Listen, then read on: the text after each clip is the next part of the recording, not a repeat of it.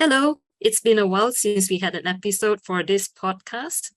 Today, we will get to know those who are involved in the Splendour Outreach Team. What is that? This is the outreach team where you might have seen two young men working at the background alongside Deacon Sherman during live events. So you might have seen them at the counter at the back of the room, or maybe recording the seminars that you've been attending.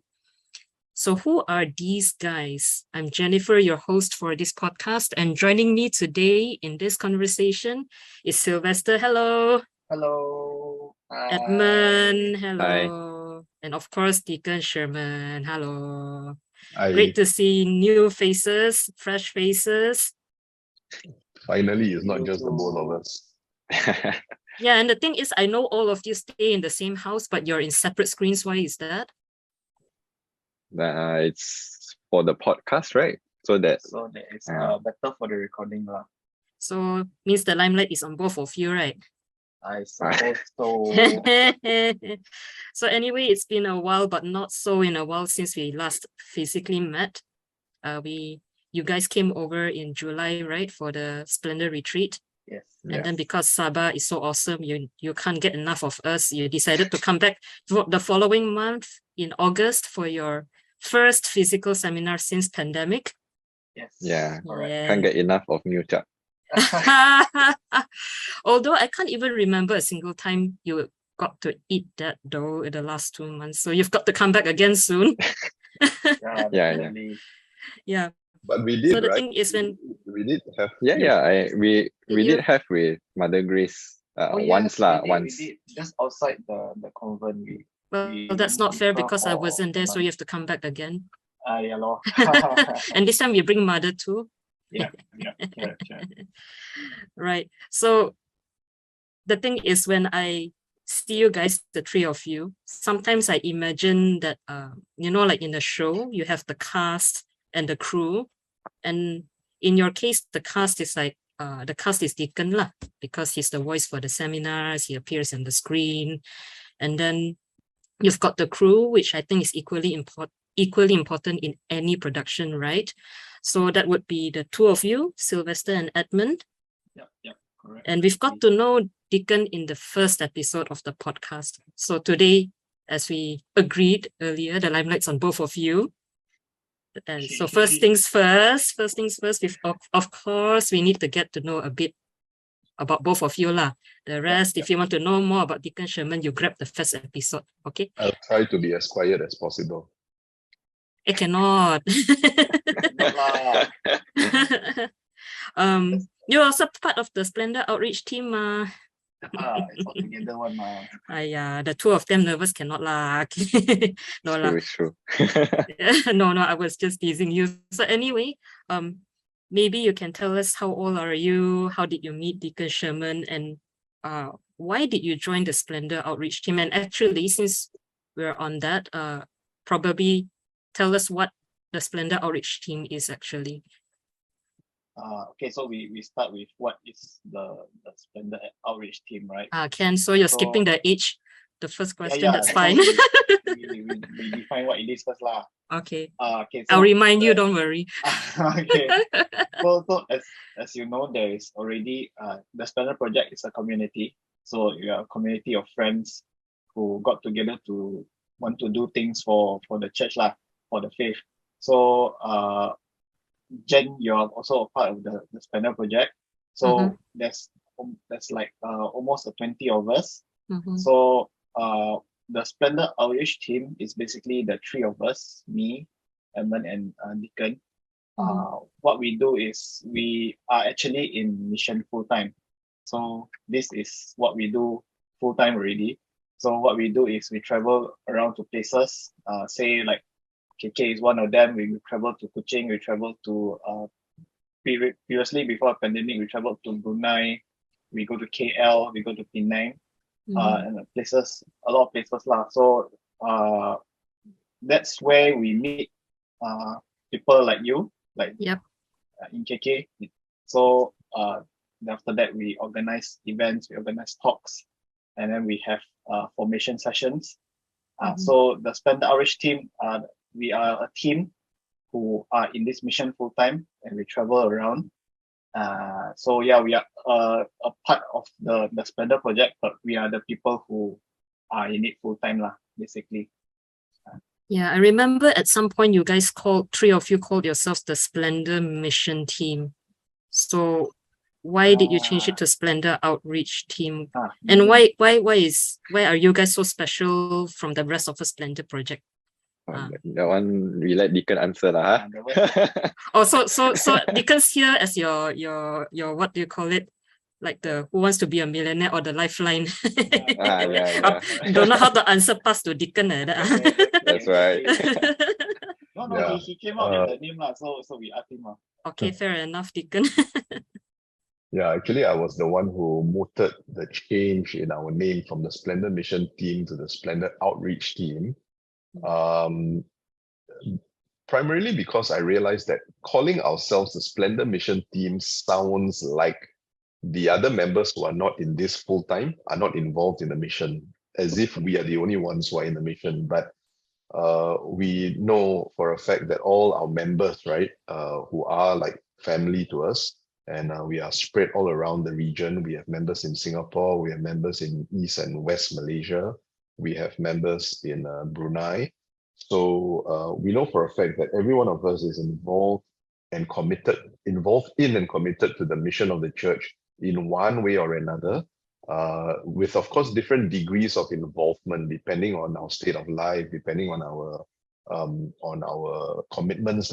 So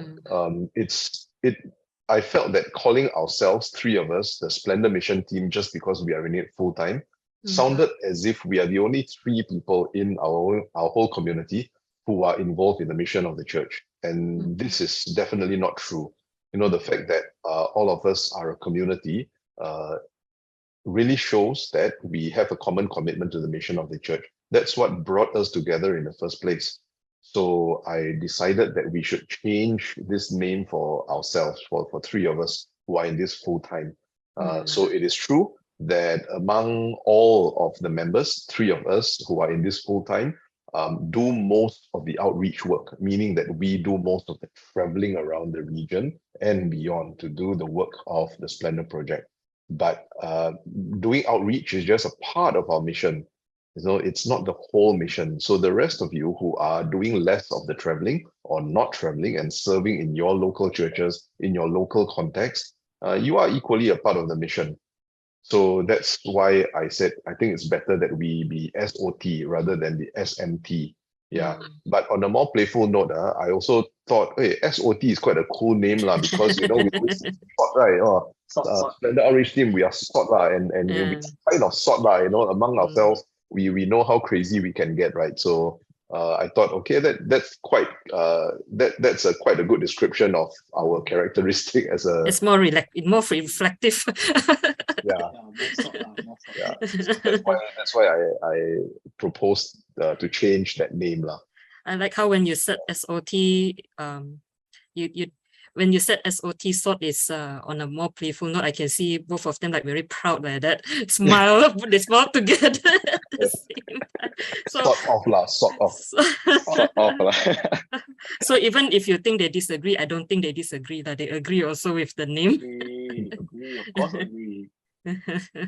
So earlier, Deacon, you mentioned the state of life, right? So what for for Syl and Edmund, what are your vocations? Okay, so let me rephrase that. Let me rephrase that question to be more specific. What about marriage? Since both of you are attractive young men, right? So what about marriage? Any plans to get married at all?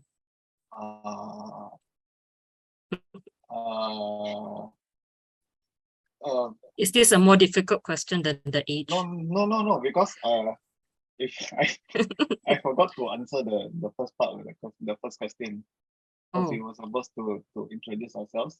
But it's okay. Okay, so you can answer everything at the same time if you want. All right. So we do the introduction first lah. Can. Yeah, I start first. Tick the box, please. Okay. I'm Sylvester. I'm born and raised Malaccan. I was from I'm from a practicing family, basically practicing the faith lah. So I was in the faith since I was young, since birth.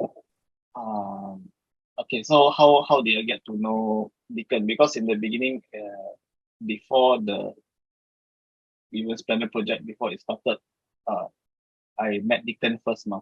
So we were friends first. Basically, we are in the same diocese. Deacon was ordained in Johor Bahru, and he resides in Johor Bahru. I was in Malacca at that time. So after I graduated university with an engineering degree, I went into pharmaceutical. I joined a pharmaceutical company for a year.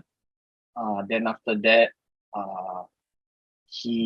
there was one weekend, because our diocese is both Malacca and Johor, so he also covers Malacca sometimes. So there was one weekend where he was actually preaching in Malacca at my parish. So there was when he was giving the homily at the mass. So for that I felt that his homily was very good. So I wanted to talk to him about that homily, because he talked about life decisions lah. So basically, how to make life decisions, how to deal with life decisions. So I went to talk to him. Then after that, after mass, we exchanged numbers. At that time there was no WhatsApp, so after that we maintain communication through. That's how long ago it was. MSN. MSN Messenger, long time ago. So that was 12 years ago. So after that, he offered to, because I asked him whether he can give me spiritual guidance, be my spiritual director lah. So after that, he said yes. So I continued with my job, my pharmaceutical job.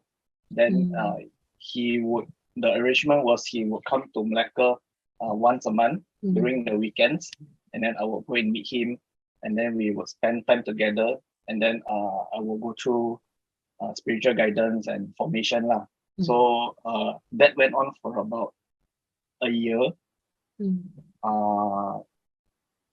We studied a lot about the church documents, especially. So we studied four documents of the Second Vatican Council, and then so from then, at the end of that study, because there was one, I remember, one document that impacted me a lot. Yep. So that document was Gaudium et Spes, the church in the world, correct, right? Church in the world, right? So from the document, it actually says what basically is talking about human destiny lah. What God created men to be, and then how to fulfill God's design for mankind. So it's talking about human destiny lah. So very, very deep stuff lah at that time. So it's like, wow, so mind blowing. So after that, I have to say that it's very rare for me to hear cradle Catholics at that young age to be reading already for Vatican II documents and delving so deep into it. In a way, I was forced to, because he was the given assignment. So otherwise, so part of the spiritual direction was. Since you asked the question, you do the homework lah, like that. Correct. So kena lah. So have to go through the grind lah.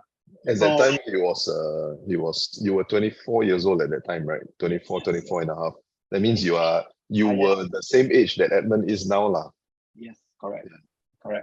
So after going through the four documents, the last and the end of it was Gaudium et Spes. So after Gaudium et Spes, I asked him lah. So now this is what the church wants me to do. Basically, what God has designed humanity to do. So how do I go from here? What am I supposed to do? Because I went for spiritual direction with Deacon is because I wanted life direction lah. So I wanted to know, okay, what am I supposed to do? Because I graduated, then now I have a job. I've been working for a year. So I wanted to know, okay, is this what my life is supposed to be? Or is there more? Am I supposed to be looking for something? That kind of thing. Right. So so through that document, so after that he challenged lah. The deacon gave me a big challenge lah, basically. He said, okay, so this is what the document wants me to do. What about you quit your job, come and serve the church with me full time? At 24 and a half. Yeah. So I was already in my job for a year and a half at the time. Yeah, and it was quite a well-paying job lah. So through that job, I bought myself and Deacon the first iPad. How far you've come. Yeah, man. Now you're recording seminars. I mean, not Wow. seminars, but yeah. Yeah, so it was a big challenge for me to give up that Well-paying job. Yeah. Then after that, so as you know, working for the church full time, the church pays peanuts one. It doesn't. You come into full employment with the church, you don't get paid much one. So you have to come into this serving full time with the church with your eyes open lah. Yep. So it's something that you have to be aware about lah. So I took some time, and then after that, so I said, okay lah, let's do it lah. So from there, I handed in my resignation, and then slowly in stages, I moved down to JB, and then went into full employment with the diocese law. So At that time, I was also kind of under the full-time employment of the diocese because because my bishop at the time was paying me a monthly allowance. Again, it's not much, but it was a full-time allowance that required me to take care of the pastoral institute that houses 16 diocesan ministries lah. So I was the director of that pastoral institute and overseeing all these ministries for the bishop. So it was kind of a full-time employment thing as well.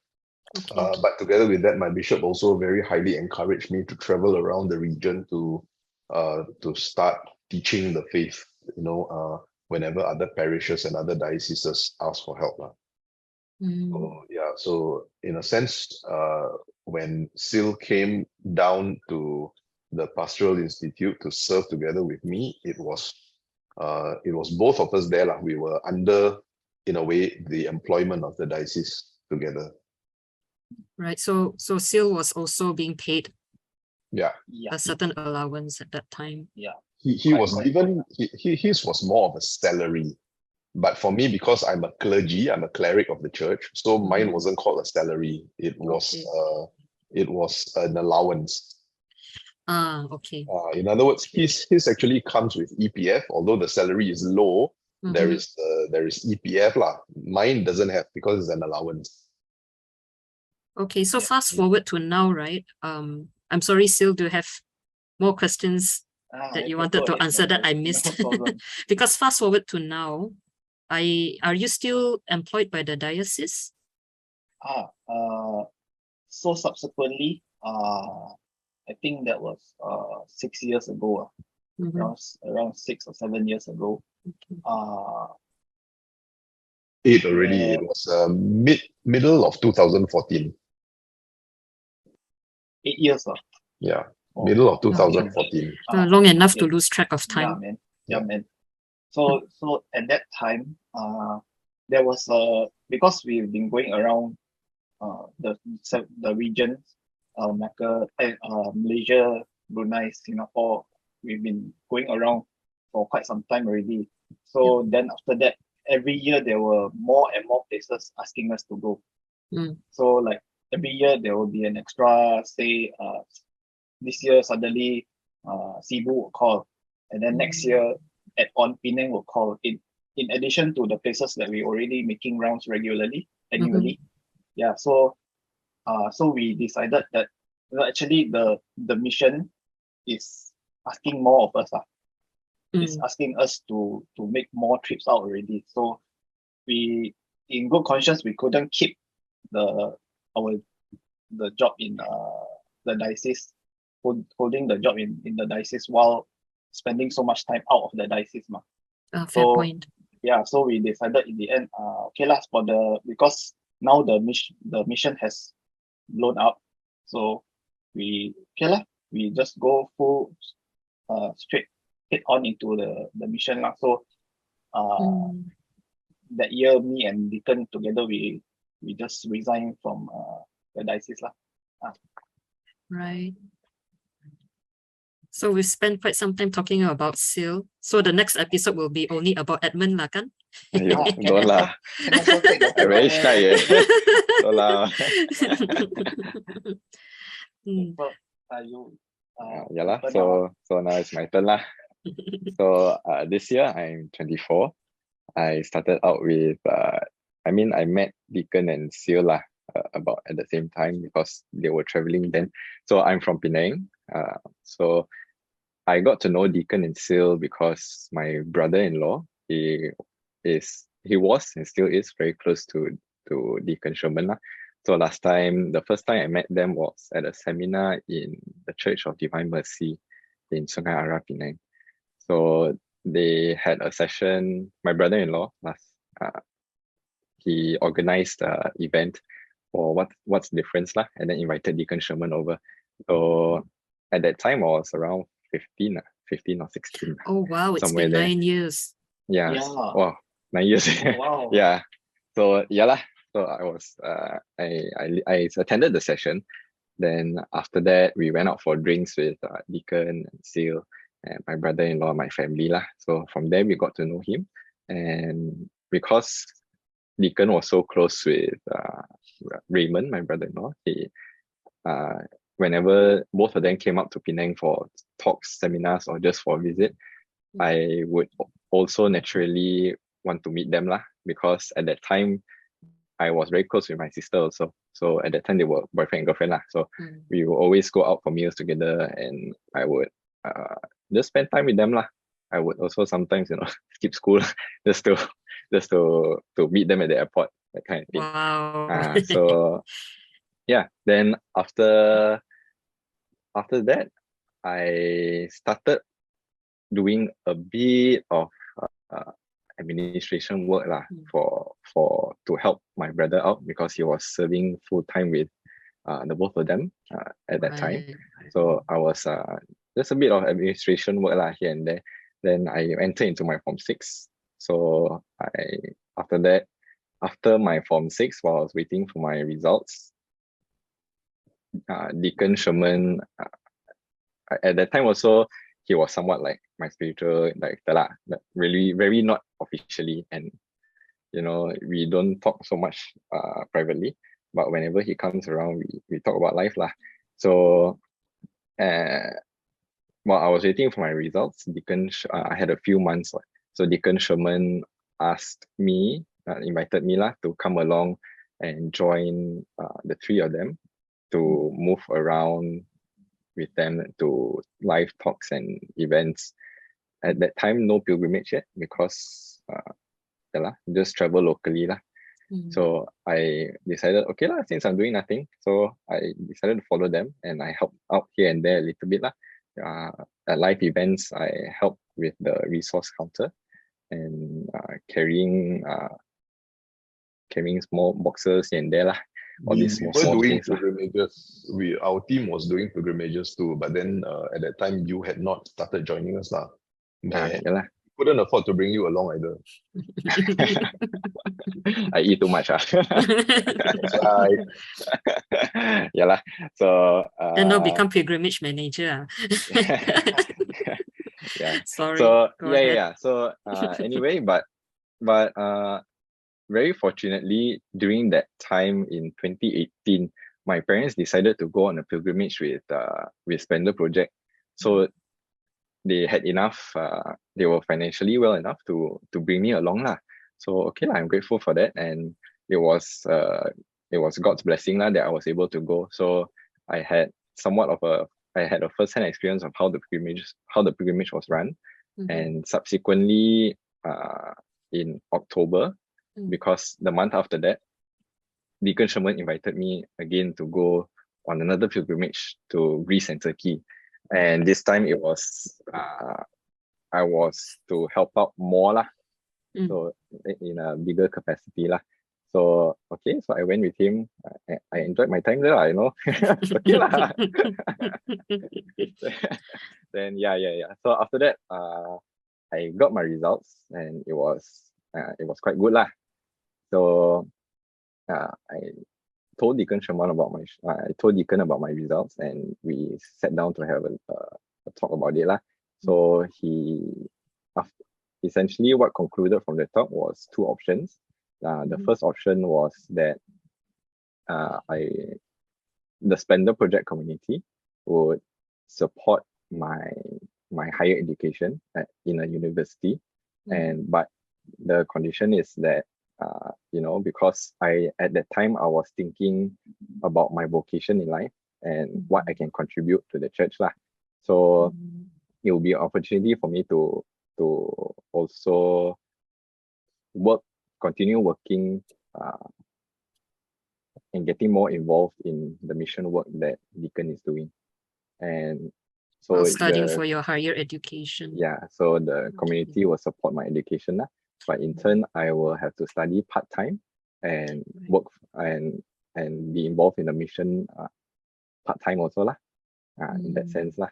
So, and the other option was that Deacon has advised me lah to actually apply for government university scholarship, and if I get it, it will be another option lah. So to keep my options open. Right. So I applied for it. I took his advice. I applied for it, and I got quite a good scholarship at University Technology Malaysia in Johor Bahru. So it was, very close to Deacon's home also, the university. So I was just given a choice. opposite our house. Just opposite. Yeah. It's a 5-minute drive. Yeah. So are you studying there now, or did you take the first option? No lah. So well, if I took the second option, I will be visiting them quite a lot lah. Oh, okay, right. Yeah lah. But I decided after some thought, I decided to take the first option lah. But if he had taken the second option, that means he would have to be a full-time student in the technology university. He cannot serve on our team. Yeah. Because that program requires him to study full-time and to be on campus. So he'll be a full-time be a full-time visitor to your house, but not a full-time resident. Yeah, he even has to live on campus. The condition is he must even live on campus, so he cannot live with us. Right. Yeah. Right. So that's why I told him, you think about it carefully and see what it is that you really want, because this really does in a way determine your future for the next few years, your living arrangements for the next few years. So you decide carefully, make sure that what you decide is really what you want. So sounds like 24 years old is a right age to be questioning life decisions. That time just finished from 6, 20 years old only. Oh, 20 only. Yeah. Okay. Oh, now you're 24. Okay. Yeah, now 24. Yeah. You asked earlier the question. Your questions came earlier than still. Yeah. So yeah, I decided on the first option.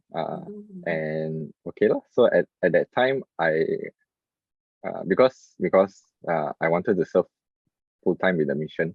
So at that time, I was serving as Deacon's personal assistant lah. So I would move down. I moved down to JB with my brother, who was full time then also, and we stayed with Deacon.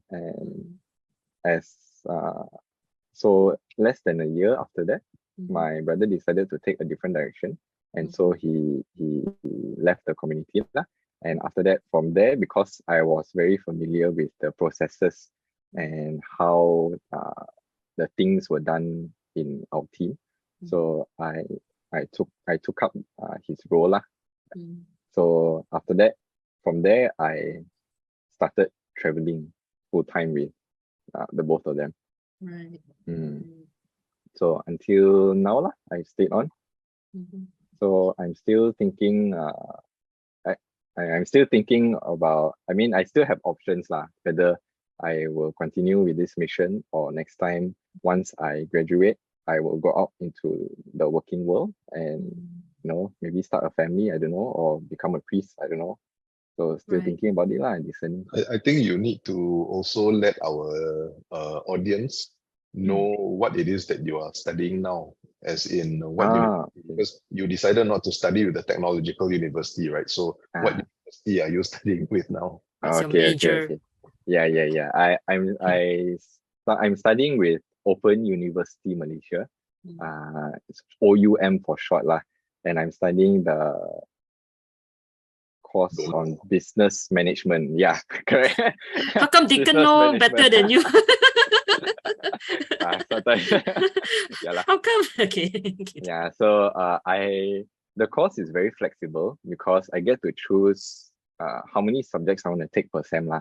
So I started out with the full load, which is 4 subjects per semester, and it was really, I was very stressed out lah then. So Deacon advised that I should take half the load lah, so 2 subjects per semester. And so far it has been going quite well lah. So I have been studying in this university for about 4 years already. So I have another about 2.5 to 3 more years to go. And honestly, I must tell you, living in the same house with him, right? I hardly see him study. Yeah, but since his results, every semester his results is all A, then 1 A minus, then A, 1 A minus like that. So I thought, okay lah, nothing to worry about lah. I got a C before, okay, for English, for communication. English. I don't know how I got C for that. No comments. Yeah lah. So that's how I met. And I'm just curious though, why did you go with the first decision, or which is your current what you're doing now lah? Why not staying full time? No lah, that's one part of it lah. But okay, but because at that time I was really thinking about what I could contribute lah. I mean, as a person, to contribute to something bigger lah, and also personally I was really thinking about my vocation lah. So, and my train of thought then was, what better way to know my vocation than to immerse myself into something that is quite intense lah, which is the mission lah, our Splendour project mission lah. So if I immerse in it, then if I don't like it, okay lor, what to do. So you had an attraction to intensity earlier on. Yeah lah. So what is our Splendour project mission? It's spelled lah. It's in the podcast. It's in the name of it's in the name of the podcast. The FED. To form, to evangelize. That's formation lah, correct lah, right? Formation, evangelization, and discipleship. Got surprise exam question. So our mission team, we outreach lah. We outreach to people on a personal level. Try our best to the best of our abilities on a personal level to connect with them lah, so that we are able to form them, to evangelize, and to disciple them lah. Correct.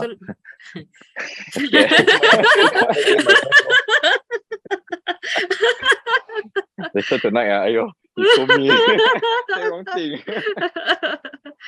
So listening to both your stories, it sounds like it's a one thing led to another kind of story, like a natural progression, right? Yeah. I think for Sylvester's case, it's more extreme lah, because at that time, really, there was no set pattern, I would say. No precedence, no model to follow. No model to follow. Then also, like for the live events and pilgrimage, at that time it was very uncertain. I mean, I'm sure for the both of them, but when I came along that time, things were more stable. Pilgrimages were running for consistently for a few years already. Live events were, consistently, they were being called to different places. So for me, I would say it was easier compared to what Seal had to decide on them. Yeah, in fact, Seal had a well-paying job, he said, right? To quit that for something as where financially you're uncertain, the future's uncertain. And then for you, Edmund, if I heard you correctly earlier, that the Deacon is helping to pay for your higher education as well.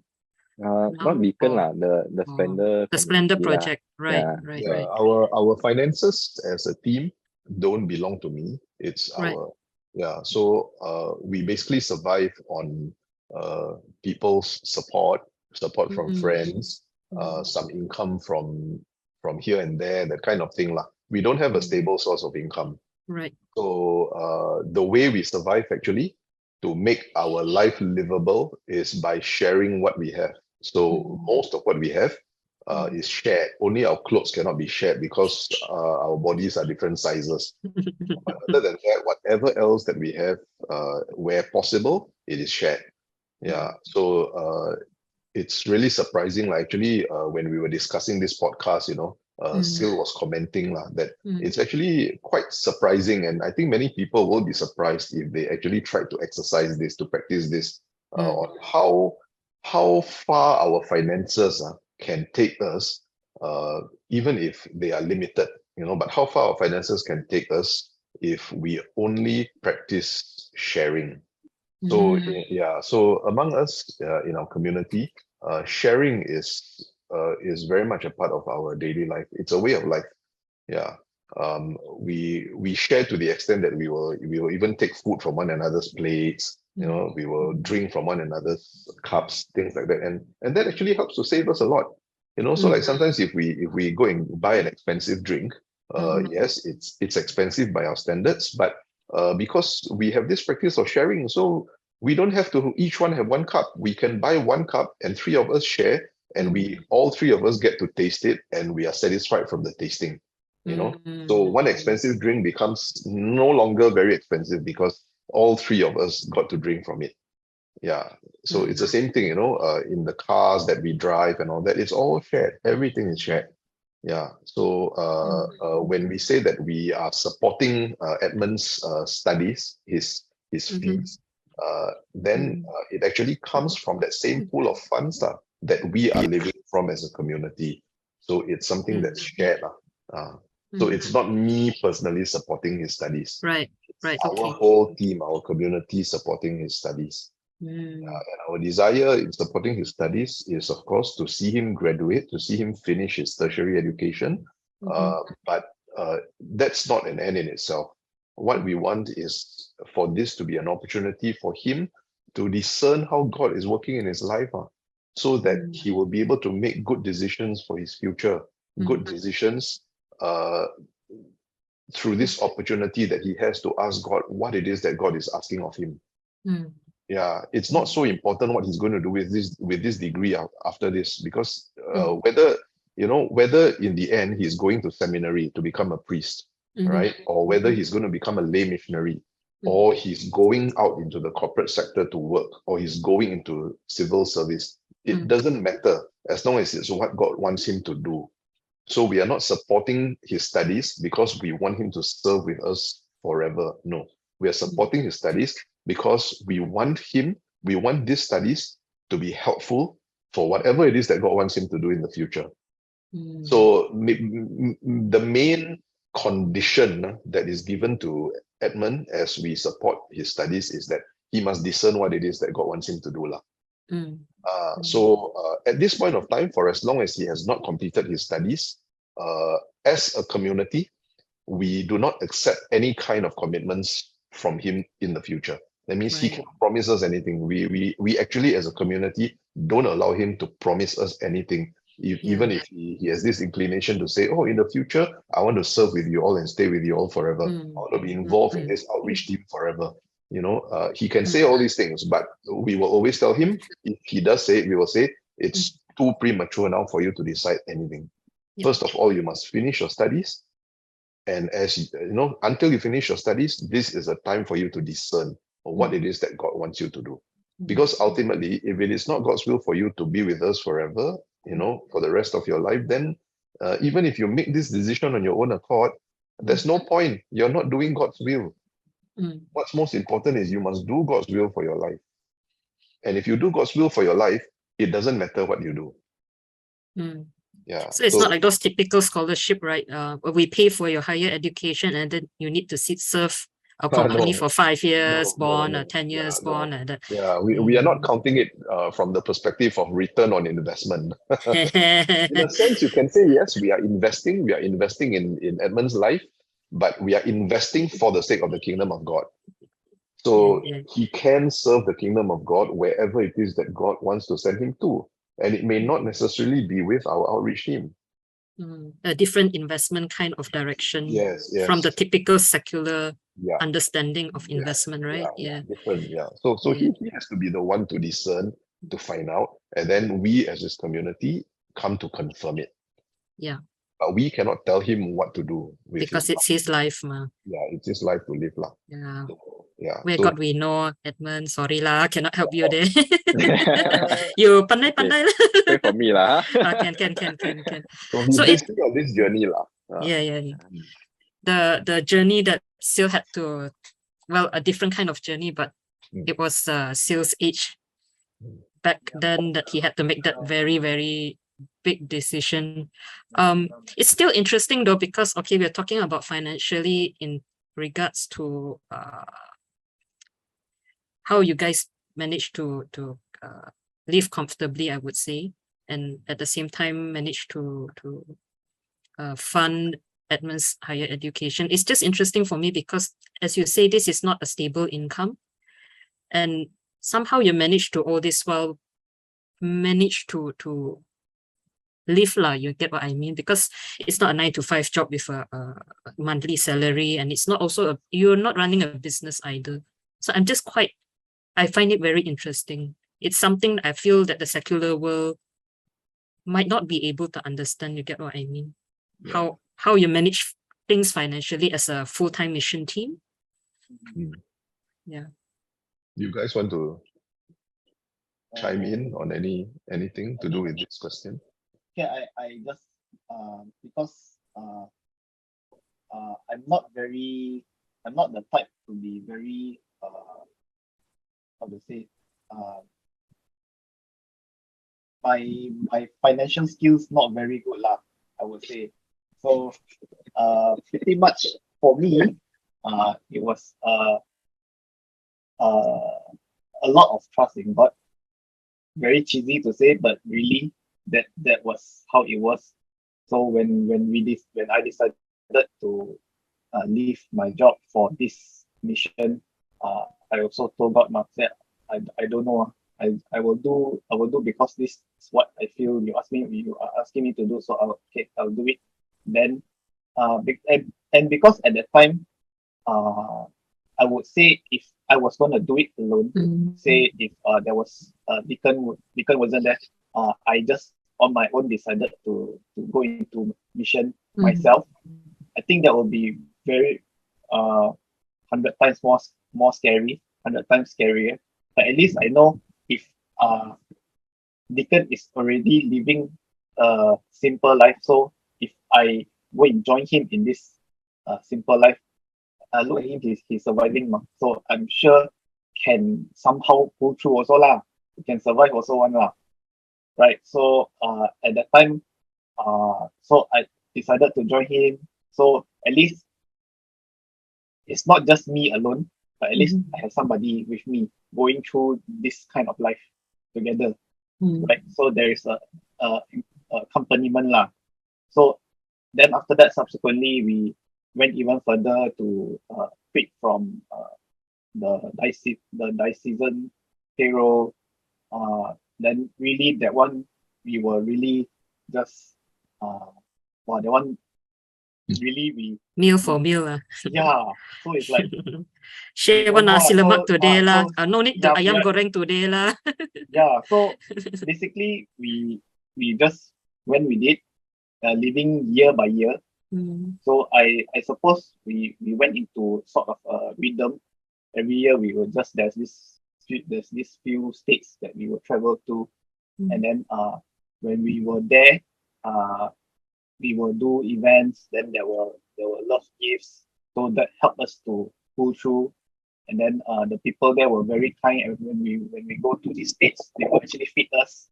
So actually our expenses were very low lah, because mm, when we travel, people feed us. Then they put us up at their place to stay, that kind of thing. mm, So that went on mhm, for many years. So I suppose the real test came during the pandemic lah.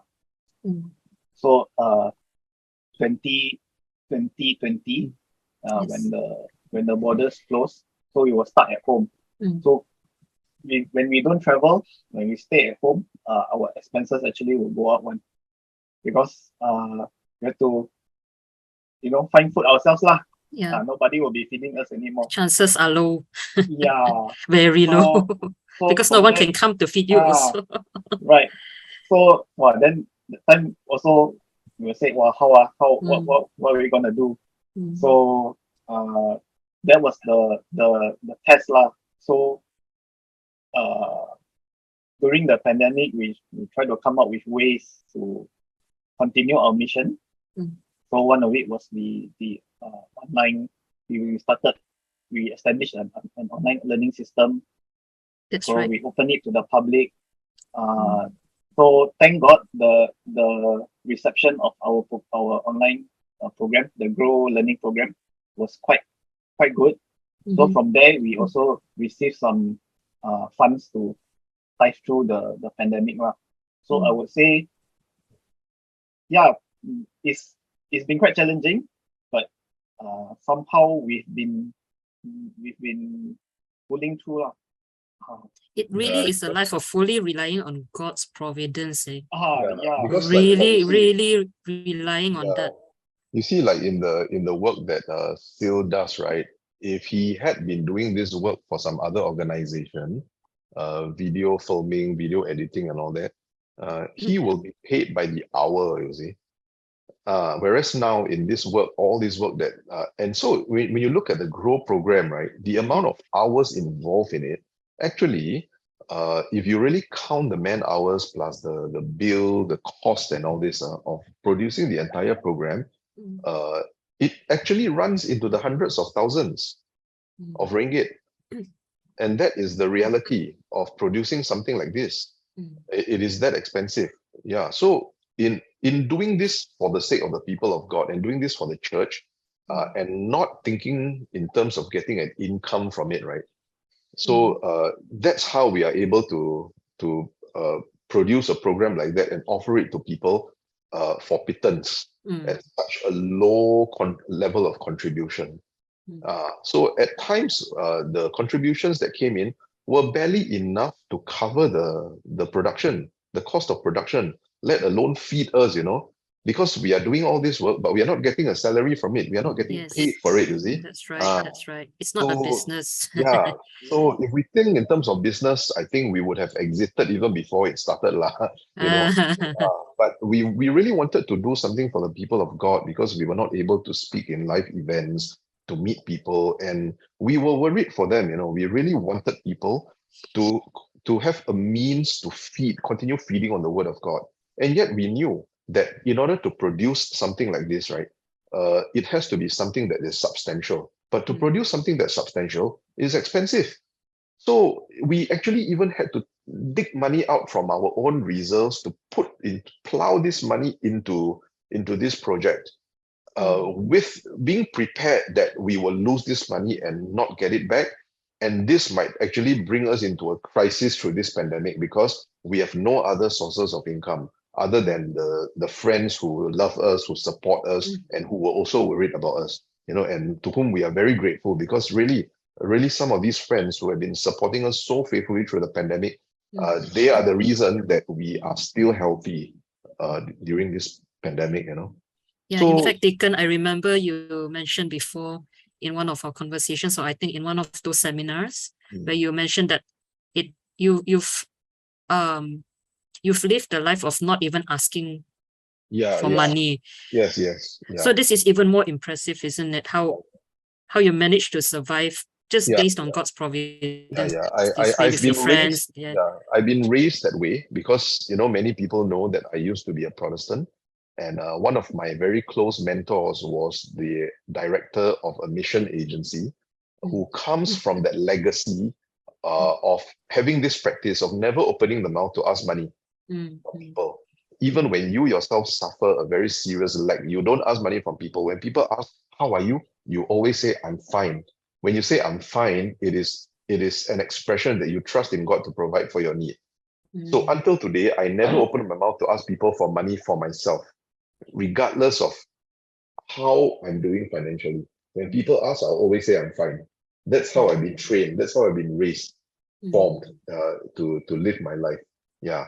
I do ask money from people to support other people who have needs, but I'll never ask money for myself.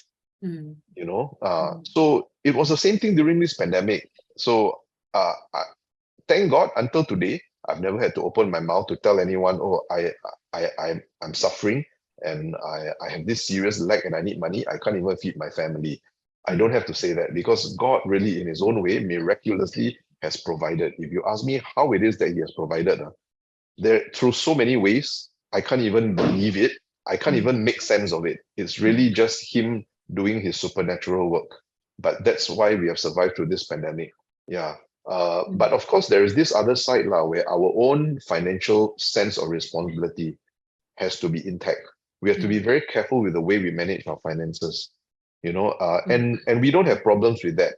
Our team doesn't have problems with that because from the beginning, when we walked into this work, into this vocation, we already knew that the very nature of this vocation calls for a simple way of life. And Sil and I, especially the first few years when we started doing this mission, we have been through some pretty tough times when we had nothing. I remember when those days when I had only one pair of shoes. I was wearing this pair of shoes everywhere, to church, when I went out to meet friends, when I went to speak in conferences, when I was traveling, when I went to pilgrimages, everywhere I was wearing this one pair of shoes. And it wasn't a good pair of shoes. It was causing a lot of harm to my feet. But that was the pair of shoes that I had. It was the pair of shoes that I continued wearing. So we went through such times. We've even been to places where people put us to sleep in places without providing us with water to drink. There wasn't even water in the tap. We turned the tap on, there's no water. We couldn't drink water, we couldn't bathe, we couldn't even brush our teeth. So we've been through, not even the basic necessity. Not even the basic necessities. We've been to places like this, We've also slept in places that were horrible. The mattresses that were given us to sleep were black. They were not slept on for I don't know how many years, but that was what was given to us. And we slept there without complaining. Huh? Got bed bugs one. Yeah, got bed bugs, Yeah. And then we were put in places where sometimes our hosts don't even bother whether we ate our meal or not. They didn't provide us any food, and they just left us there, and then you take care of yourself. So we had to, and at that time we were quite new to the place, so we had to go out and see, what direction to walk, and we don't even know how far to go and look for a simple meal. So I remember one time when that happened. So we ended up just walking to a petrol station. Then we ate off the convenience store in the petrol station there. So just okay lah, just have dinner here lah. Just buy what was in the petrol station. And that was our dinner. So we have been through some pretty tough times, especially the first few years when we started in this mission. So the good thing is that when we have been through all this, we never forget those days. We never forget those times. So no matter how difficult times may be for us now, we can always tell ourselves, we've been through worse. We've been through worse and we have survived. And God has taken care of us. He has helped us to live on. So what is this? This is nothing. no matter how tough times may be now. I'm not saying that tough times are tough, lah. We are getting on pretty okay. Like I said, thank God, and we thank all our friends who have been supporting us, taking care of us. But if times ever do get tough, we can always look back at our life before and say, this is nothing because we've been through worse. So a lot of these experiences, right? Of course, I don't have this habit of going around to share with people. I think even with you guys, I've not really talked about it before. But these are very real experiences for Sylvester and me, because the first few years, before we even knew you people, it was just the two of us, and we went through a lot of such experiences together. Yeah. Sil, did you know that this is what you're getting into when you quit your high-paying job? At that time, of course, there was also the whole attraction of, I'm going to be a full-time missionary. So it's like there is that, that excitement. There's that little excitement. Then there's that little being proud that I'm going to commit my life to this. That feeling lah. But I wouldn't say I would have expected it to be at that time to be so hard, like the one Deacon just told us about, that places where you actually sleep on is bug infested and it's black, that kind of thing. Then you go to the toilet is actually just one pipe just coming out without even a shower head. It was just one pipe like that. Then the place was like, they put us to sleep in this kind of place. Almost like an abandoned house, the abandoned room that no one ever checked before. And then the people who lived there before for 3 days leave, and then they don't clean it, they just left it like that. Then they told us that they specially rented this place just for us. Oh, like, especially really, you rented this place for us. So what can we say, right? Your voice is cut off. Cannot hear you. Test. Yeah, now can hear. Right. So with this, just the experience that comes with it, I suppose. Of course, we wouldn't have expected it to be that bad, but okay lah. It gives us perspective lah. We go for the people there. So we will put up with all sorts of things. Really. So because we want to do the mission, so the mission is the most important thing. So all these other things is all peripheral lah. It really where you sleep. Yeah, this kind of experiences really challenge our motivation. It challenges our reason for being in this work. So if everything is very comfortable and our journey is very uneventful, and we get luxuries, then we have to question, why are we in this? So when we have to go through this kind of challenge, right, then the only logical motivation that keeps us going is love for the people that God is sending us to. We have to love them enough to go through this for them. And sometimes, on my part at least, I don't think Sil and I have ever spoken about this or discussed this before, but sometimes I did ask myself, these people that I am suffering for like this, do they even realize how much I'm suffering for them? Shouldn't they know? Shouldn't I tell them? But then I realized, after thinking about it, I realized, well, now my love is being challenged. When you suffer for people who don't know that you're suffering for them, that is real love. So many times when we go to events, people only see Sil behind the resource counter, Sil holding the video camera, me holding the microphone and speaking. This is what people see of us, but they don't see the life that we live for their sake behind the scenes, because we also don't tell them, but they don't see it. But for love of them, it is our decision, it is our choice. No one forced us into this, but we love them so much that we are willing to go through all kinds of situations. God willing, we pray that the Lord will give us the strength to do so and the courage to do so. But we want to be able to go through all kinds of situations and go through all kinds of storms and all kinds of weathers to reach them, to be present to them, so that we can fulfill that mission of bringing the word of God, bringing faith into their lives. So love has to be the choice that we make. It has to be the main motivation that thrusts us into what we do. And it has to be a very conscious choice.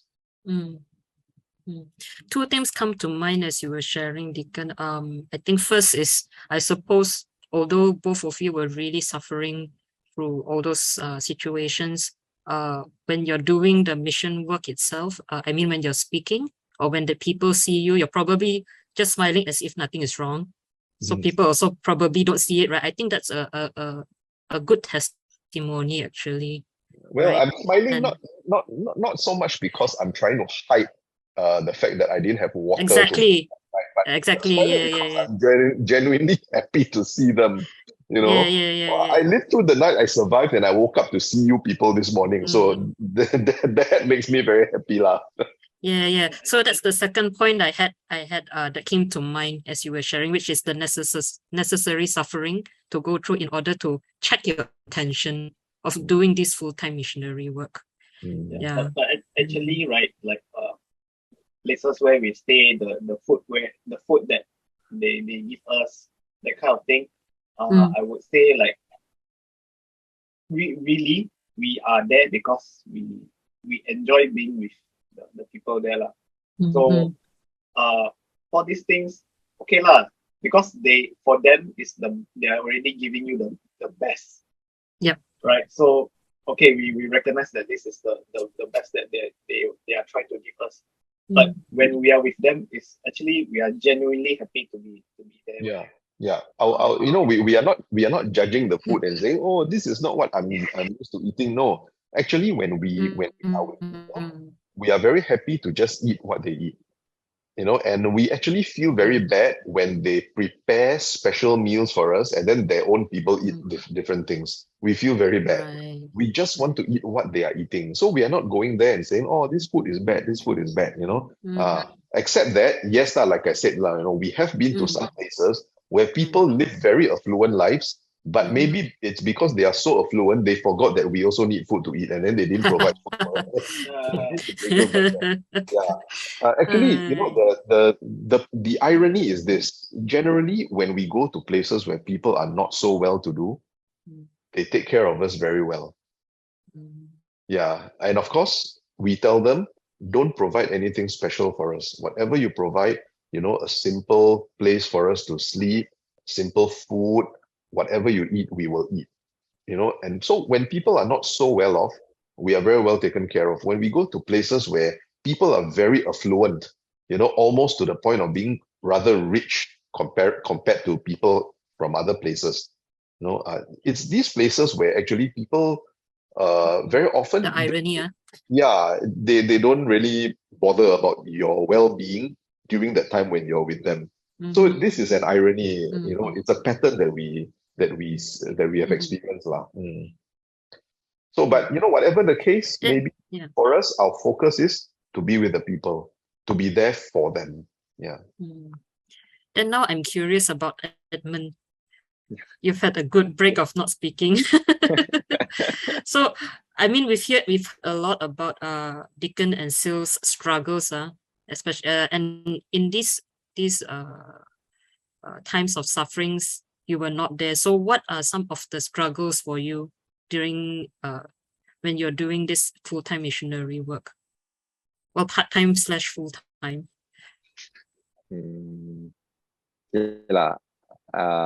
Their struggles is very unique to the both of them lah. That's why their relationship is close. It's something that I will never be able to experience lah, and hopefully I don't lah. Honestly, we are what you call the startup people lah. The startup. Yeah, the startup. So when I came along, life was comparatively much better than what the both of them had to go through lah. And also I had a model to look up to, which is Sylvester lah, because he has been with Deacon for so many years and he has A pulled third through. of his life, you know. Yeah, he has pulled through. So when I came along, I think why not? Since he already pulled through, so why can't I also, right? But initially the struggles were probably synergizing with them, I would say, especially during the pandemic lah. That it was quite a trying time because I was suddenly living full time with the both of them, not traveling at all. So there were issues that came up lah. So we had to address that also lah. So that was my struggle lah during in my 4 years with them. Like what? Wow, we I can't remember. I also forgot I already. also can't remember. Forgot, Remember the feeling, but not the case. Yeah lah. No lah, it's more of like personal development kind of thing lah. Working on myself lah. Basically, I had issues lah, so I still have issues, but working through it lah. How about some of the highlights? Oh, I sorry. think the main challenge, if I remember lah, because we have been going through this pandemic for 2.5 years, but I think the main challenge that Edmund faced at the initial stage of the pandemic was because before this, right, before the pandemic, our life was really on the go. We were out all the time and there was always something to do. So our work was cut out for us. Yeah, but when we are at home, although we are sharing the space together, it's more or less like I have my thing to do. Sylvester has his thing to do. We may be sitting together in the same space. Sometimes the whole day, we don't talk because I'm busy with my thing. He's busy with his thing. Yeah. So, and Sil and I are very used to this because, we have been together for so many years. So even during our travel, there were very long periods of time when we travel together and then we just don't talk because he's not a person who talks a lot. You see, you know him what, right? And I also, I do tend to talk a lot when there's something to talk about. If not, I also can be very quiet, especially when I'm writing or thinking or preparing, my work. I'm very trapped in what I'm doing, so absorbed into it. I will not initiate any kind of conversations. So these are obvious introverts, eh? Yeah, we are a bunch of introverts. That's very true. So I think actually most of our Splendour members are introverts. Remember, we were talking about that during our gathering. Except Ellen. Yeah.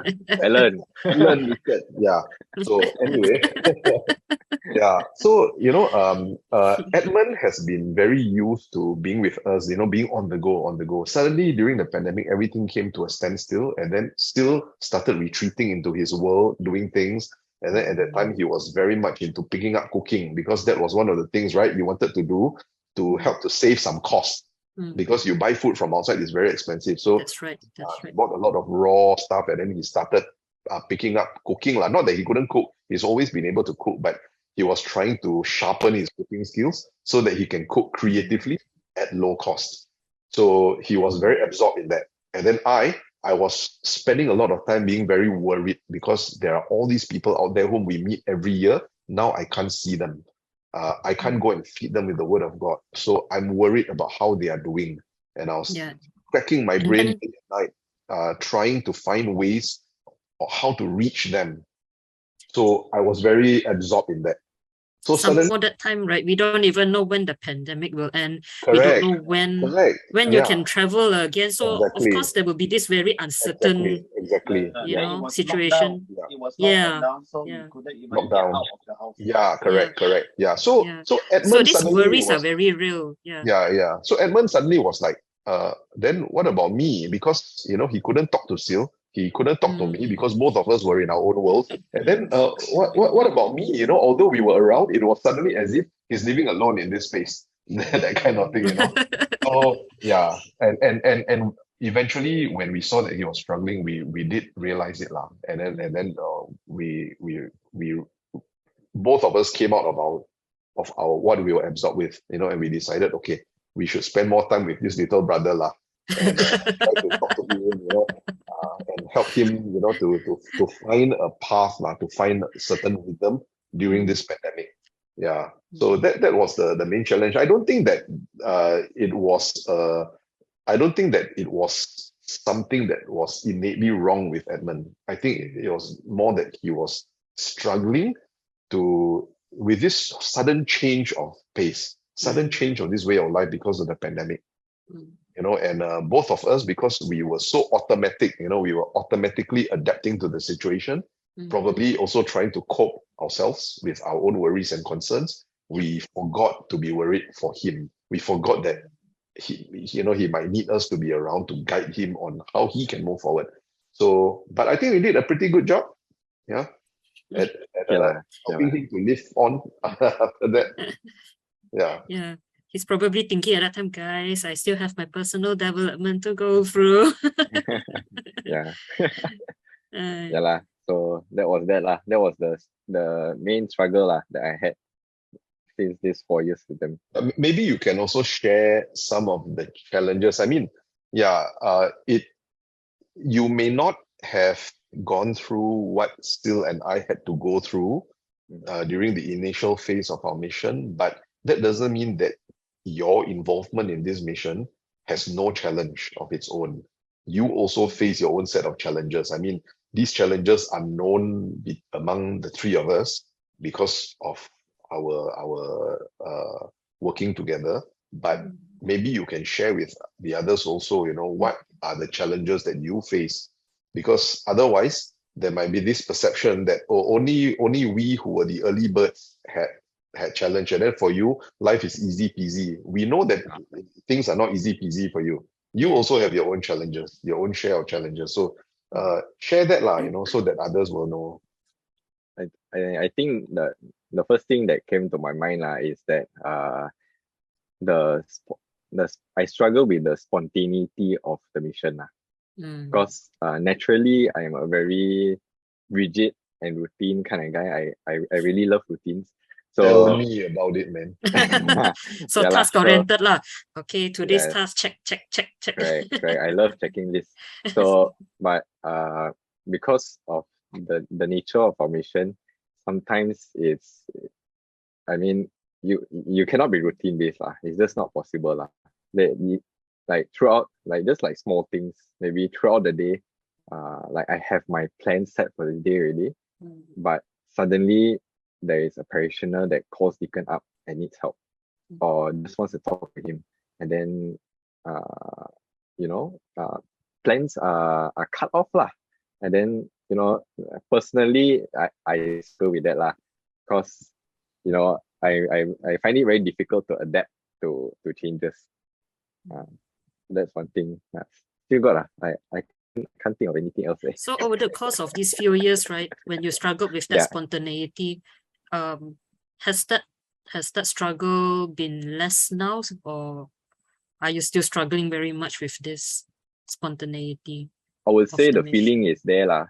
I mean that feeling of walao, I don't like this lah. Why like that one? Why suddenly my plans get cut off and change like that? But I think over time I have learned to manage my time lah. You've adapted somewhat. Adapted lah. The other thing also is that you are very introverted lah. Not to say that you are a shy person, but you are a very introverted person. So our work calls for a certain order of extroversion. We need to be out there with the people. We need to deal with them. We need to be with them, to talk to them, listen to them telling us things. Especially for me in our role, because as you know, Deacon is the main person on stage lah. He's the spotlight of the show. So he's very used to talking to crowds and speaking to people. And Sylvester, his role in our mission doesn't require that lah. He is basically the man behind the camera, and he does editing, helps out with the resource counter, very minimally interacts with the people that we meet. But for me, my role is I handle the communications part lah. So because I'm introverted, I'm not very expressive. So it is a challenge when it comes to needing to speak to people lah. So that's one thing. But now I'm starting to pick it up a bit better, and I'm more comfortable now with talking with people lah. So this is one of the struggles because whenever people, because I'm officially I'm the administrative manager for us in our team. So I handle the Splendour hotline and the emails and communication and the phone calls. So for the viewers who don't know how Edmund looks like now, you know who you're talking to. I'm the you have man a face behind the now, phone. you can imagine. Correct. So whenever you send messages or emails or call, I'm the person who picks up. I'm the person who reads your messages and replies to your requests. And registrations also for like our online seminars for the Grow, for the pilgrimages is all handled by me. I receive your calls, I take information from you. When payment is due, I chase you for it. But of course, when there are communications that are directed to me, these communications do come to me. Edmund will make sure that these communications come to me. Especially for mostly is questions. Let's say if people have questions about the faith, like throughout the course of the Grow program, there are many questions that come in through WhatsApp and email as well. So I will always, I'm the first person to get it, but immediately I always forward it to Deacon Sherman. And from there, once Deacon Sherman replies, I will send it back to the person who asked the question. And also prayer requests. Prayer requests also. Anytime anybody needs any prayer requests or they are going through something difficult and they need us to pray for them, I'm the one who receives their requests and I share it out to our community. We have a Splendour intercessory community also. So I often receive the request and the group is updated. So there are people praying for all these requests every day. So you're the one who manages all the communication channels. Yes, correct. The first person to receive anything.